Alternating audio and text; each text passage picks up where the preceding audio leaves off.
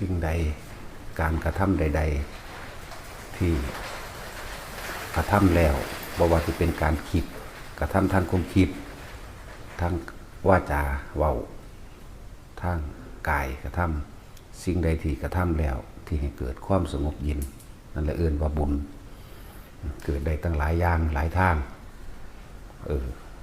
บุญนี่เราต้องทำความเข้าใจดีๆสักก่อนความสงบภายในใจเราเองสงบเย็นแล้วก็เป็นประโยชน์ไม่ทำร้ายเบียดเบียนผู้อื่นไม่เสียชื่อและทรัพย์สินพร้อมตลอดทั้ง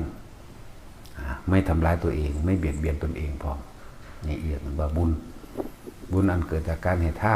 านแล้วต้องบ่หวังผลในท่านบ่มีจิตหวังในผลในท่านบ่ได้สั่งสมในความอยากใดนั้นอยากใดนี่อยากเป็นนั้นอยากเป็นนี่โดยอันเป็นตัณหาอันเป็นทางโลก